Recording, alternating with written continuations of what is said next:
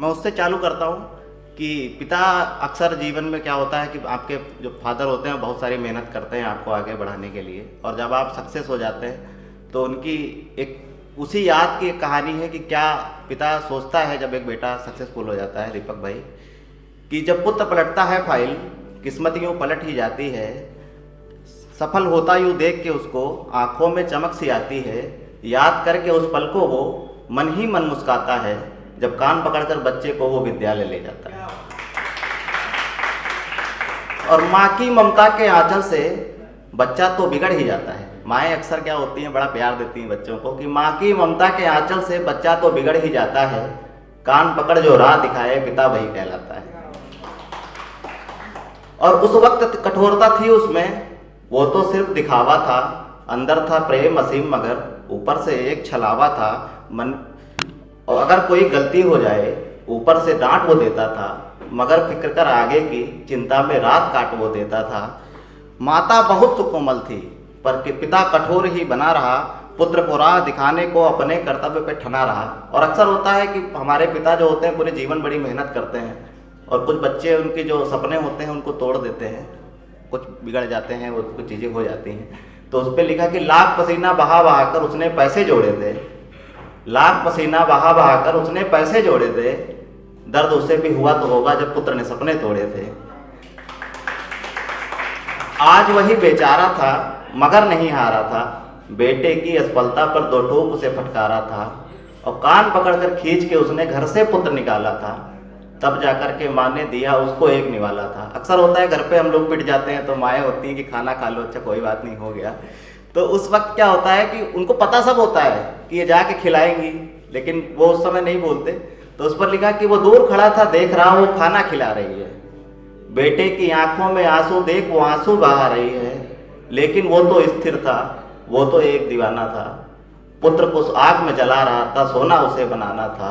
हल्की सी मुस्कान से वो यादें उचट से जाती हैं, और जब पुत्र पलटता है फाइल, किस्मत यूँ पलट से जाती है। तो उसके पहले मैं एक कविता है उदय प्रताप दादा की, वो पढ़ना चाहता हूँ। उसके बाद वो मैं पढ़ रहा हूँ किसी वजह से, आपको पता चल जाएगी बाद में, कि न कोई खुशबू न कोई फूल न कोई रौनक, हमसे इस पे कांटों की जहालत नहीं देखी जाती। हमने खोली थी इसी बाग में अपनी आंखें, हमसे इस बाग की ये हालत नहीं देखी जाती। और मेरी आवाज बगावत पे उतर आई है, दल के दलदल से हमें कोई सरोकार नहीं।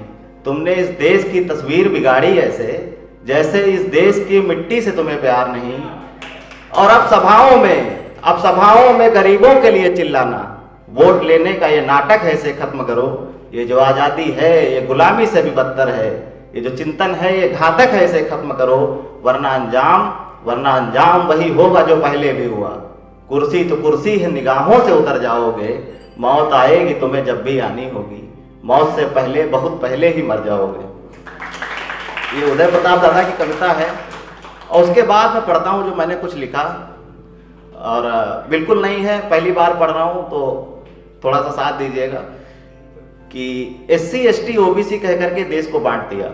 आज के टाइम पे देखते हैं आप, हर जगह राजनीति चलती रहती है, तो उसी पे लिखा कि SC ST OBC कह करके देश को बांट दिया, जिसने भी विरोध किया तो डूब में उसको डांट दिया।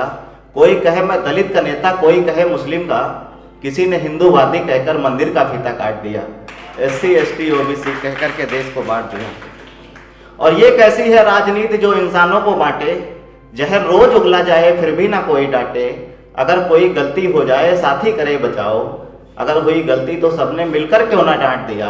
SC ST OBC कह करके देश को बांट दिया।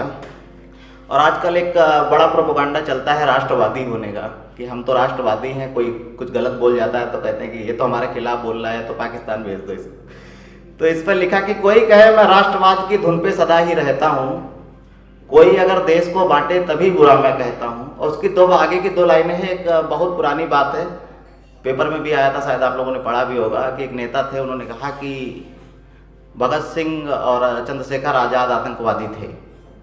बहुत पुरानी बात है, मुझे लगता है 12-13 की बात होगी, न्यूज़ में पढ़ा होगा आपने।